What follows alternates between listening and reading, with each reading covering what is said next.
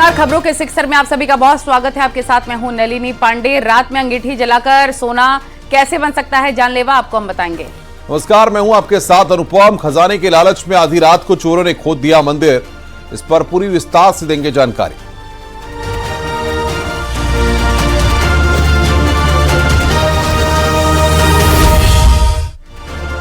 तो सर्दी जहां पर अपना सितम ढा रखी है, वहीं घरों में लोग अंगीठी और हीटर का इस्तेमाल कर रहे हैं। ऐसे में ठंड से बचाने के ये तरीके भी जानलेवा साबित हो रहे हैं। कैसे, इस रिपोर्ट में देखिए।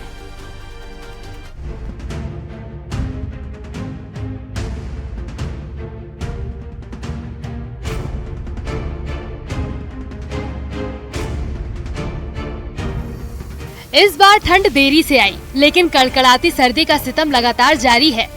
ठंड से निजात पाने के लिए लोग अलाव का सहारा तो लेते ही हैं, साथ में हीटर और अंगीठी का भी इस्तेमाल करते हैं। पिछले कई दिनों से अंगीठी और हीटर से जान जाने के कई मामले सामने आ चुके हैं। अब देश की राजधानी दिल्ली में भी ऐसी ही घटना हुई है। पहली घटना आउटर नॉर्थ दिल्ली के खेड़ा इलाके की बताई जा रही है, जहाँ 4 लोगों की मौत हुई है। सभी लोग रात में घर में अंगीठी जलाकर सोए थे, लेकिन सुबह कोई भी नहीं उठ पाया। अंगीठी जलाने के बाद दम घुटने से जान चली गई। सभी एक ही परिवार के बताए जा रहे हैं। मृतकों में 2 बच्चे भी शामिल हैं, जिनकी उम्र 7 और 8 साल बताई जा रही है। परिवार बिहार का रहने वाला बताया जा रहा है। इस घटना से इलाके में हड़कंप मचा हुआ है। वहीं दूसरी घटना इंद्रपुरी थाना इलाके की है। इमारत की तीसरी मंजिल पर 2 लोग रह रहे थे। रात में सोने से पहले अंगीठी जलाई गई, लेकिन दोनों की भी दम घुटने से मौत हो गई। मृतकों की पहचान 56 साल के राम बहादुर और 22 साल के अभिषेक के रूप में हुई है। दोनों नेपाल के बताए जा रहे हैं। बंद कमरे में आग या हीटर का प्रयोग ना करें। दरवाजे या खिड़की को थोड़ा सा खुला रखें ताकि ताज़ा हवा आती जाती रहे और ऑक्सीजन की कमी ना हो पाए। इसके अलावा आग या हीटर से हवा काफ़ी सूखी या ड्राई खुश्क हो जाती है और जिन लोगों को सांस की दिक्कत है उनको सांस की दिक्कत बढ़ सकती है। इसके लिए जब भी आप हीटर का प्रयोग करें तो पास में बर्तन में पानी रख सकते हैं या फिर ह्यूमिडिफायर का प्रयोग भी कर सकते हैं। वहीं हरदोई में भी एक दंपति की संदिग्ध हालातों में मौत हो गई। बंद कमरे के अंदर बुजुर्ग दंपति रात में सोने गए थे। बताया जा रहा है कि कमरे के अंदर अंगीठी जलाई गई थी, लेकिन सुबह जब उनके कमरे से कोई हलचल नहीं हुई तो घर वालों ने अंदर जाकर देखा। सामने बुजुर्ग दंपति दोनों बेसुध पड़े थे। दोनों को जगाने की कोशिश की गई, लेकिन किसी ने भी जवाब नहीं दिया। दोनों की मौत हो चुकी थी। यहाँ भी मौत की वजह अंगीठी से दम घुटना बताया जा रहा है। घटना मल्लावा थाना इलाके की है। Bureau report, news 18। कानपुर में एक बेहद ही चौंकाने वाला मामला सामने आया है। यहाँ पर एक मंदिर में खजाने की तलाश में चोरों ने खुदाई कर डाली। इस घटना के बाद इलाके में लोगों में भारी आक्रोश बना हुआ है।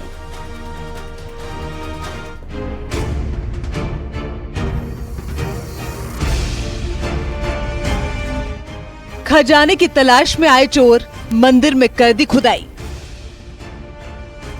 बेहद ही हैरान करने वाला मामला कानपुर के घाटमपुर से आया है। यहाँ के फरीदपुर गांव के किनारे पातालेश्वर महादेव मंदिर है। आधी रात को खजाने के लालच में चोर मंदिर परिसर में दाखिल हुए और गर्भगृह में 6 फीट तक खुदाई कर डाली। गर्भगृह में शिवलिंग के बगल में ही जमीन खोदी गई है और ये सब हुआ रात के अंधेरे में, जब लोग नींद के आगोश में थे। लेकिन अंधेरा छटने से पहले ही चोर फरार हो गए। रोज की तरह सुबह ग्रामीण मंदिर में पूजा करने पहुंचे तो वहां जो देखा वो दंग रह गए। जैसे ही मंदिर में खुदाई की बात का पता चला, पूरे इलाके में ये खबर आग की तरह फैल गई, जिसके बाद तो मंदिर के पास भीड़ जुटने लगी। सभी के मन में ये सवाल था कि आखिर मंदिर में ऐसी हरकत किसने की होगी। चोरों ने मंदिर जैसे पवित्र स्थान तक को नहीं छोड़ा। यहाँ मान्यता है कि मंदिर का शिवलिंग पाताल तक गया है।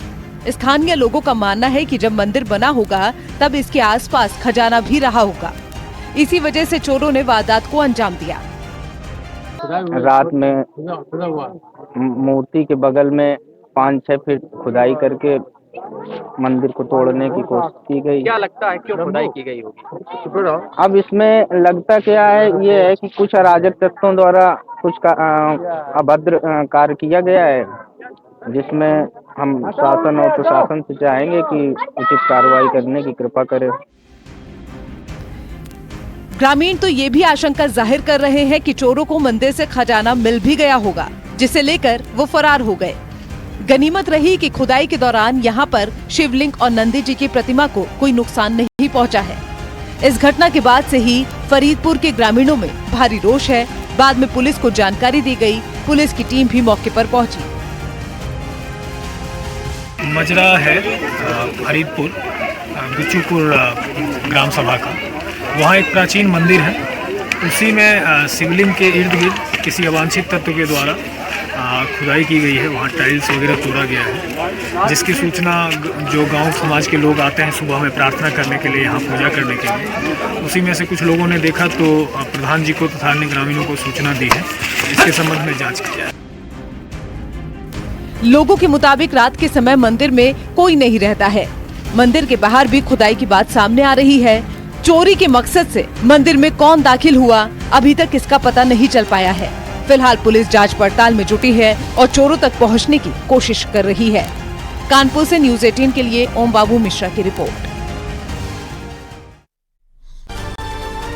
पारा जैसे जैसे लुढ़क रहा है, वैसे वैसे कोहरा भी सड़कों पर मुश्किलें खड़ी करता जा रहा है। आज भी सुबह के समय काफी घना कोहरा था, जिससे सड़कों पर कई हादसे हो गए। देखिए हमारी रिपोर्ट।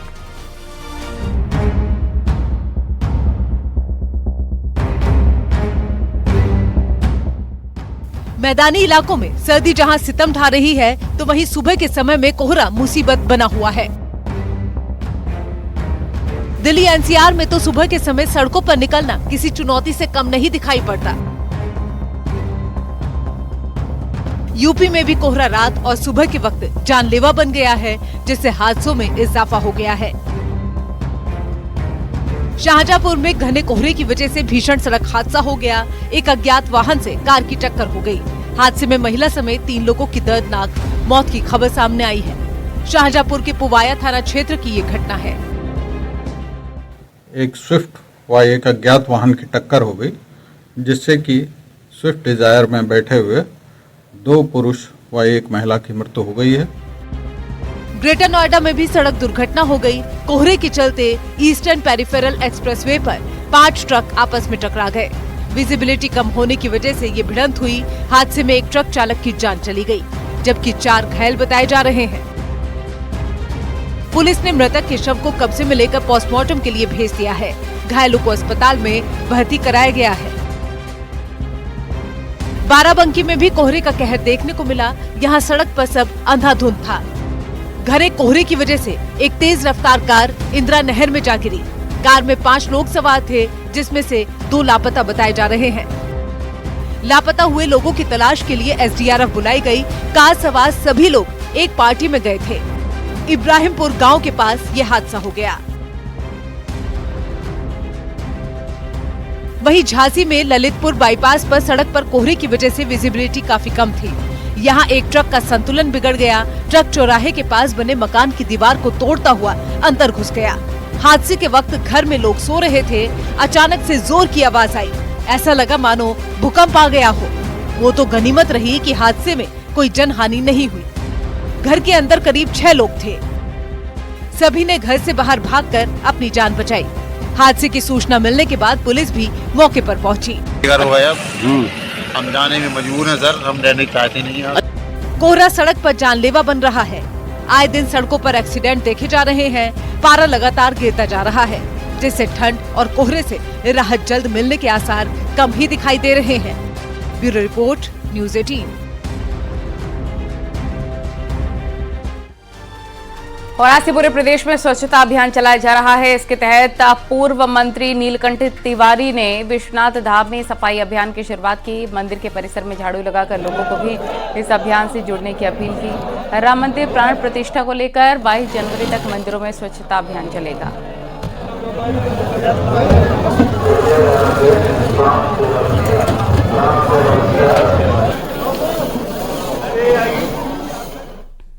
प्रतापगढ़ में खड़ी कार में अचानक भीषण आग लग गई। कार जलकर पूरी तरह राख हो गई। हादसा कोतवाली देहात के कटरा मेदनीगंज का है। फायर ब्रिगेड की गाड़ी ने कार पर आग पर काबू पाया। कार सवार शख्स प्रतापगढ़ के सांसद के आवास पर खिचड़ी भोज में शामिल होने के लिए आया था। जैसे ही सड़क पर गाड़ी खड़ी करके अंदर गए, कार में अचानक आग लग गई। शॉर्ट सर्किट की वजह से कार में आग लगने की आशंका है।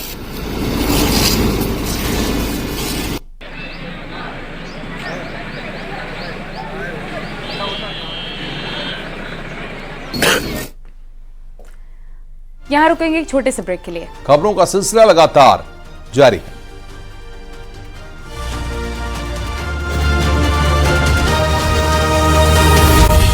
नोएडा पुलिस को नशे के खिलाफ अभियान में बड़ी सफलता मिली है। पुलिस ने अवैध शराब की बड़ी खेप बरामद की है। पुलिस ने एक आरोपी को गिरफ्तार कर 334 पेटी अवैध शराब पकड़ी है। मामला थाना एक सेक्टर 142 क्षेत्र का है। जब्त की गई शराब की कीमत करीब 35 लाख रुपए है। नोएडा कमिश्नरेट पुलिस ने 14 जनवरी से लेकर 22 जनवरी तक अवैध शराब के खिलाफ विशेष अभियान चला रखा है।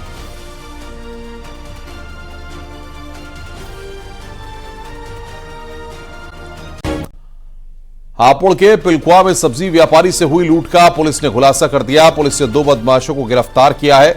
आरोपियों के पास से लूटा गया 18,500 रुपया, मोबाइल, एक पिस्टल, एक रिवॉल्वर और बाइक बरामद की गई है। 13 जनवरी को घर लौटते वक्त बाइक में लात मारने के बाद व्यापारी से लूट की गई थी। वारदात में शामिल एक बदमाश धर्मराज की पुलिस तलाश कर रही है।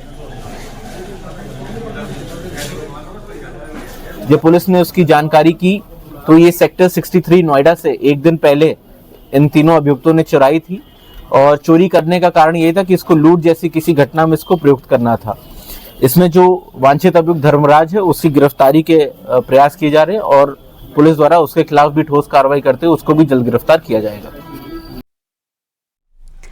बदायूं पुलिस ने 3 नशा तस्करों को गिरफ्तार किया है। आरोपी के पास से करीब 1.5 किलो अफीम बरामद हुई है। अफीम की कीमत करीब 80 लाख रुपए है।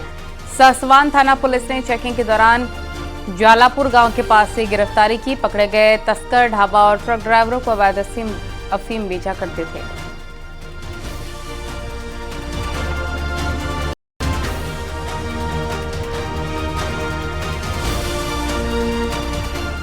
हापुड़ पुलिस ने चेकिंग के दौरान 2 शातिर मोबाइल लुटेरों को गिरफ्तार किया है। पुलिस ने लूटे गए 15 मोबाइल और घटना में इस्तेमाल 2 बाइक बरामद की हैं। आरोपी राहगीरों से फोन पर बात करते वक्त मोबाइल लूट की घटना को अंजाम देते थे। आरोपियों के खिलाफ पहले भी चोरी, लूट और आर्म्स एक्ट के मुकदमे दर्ज हैं।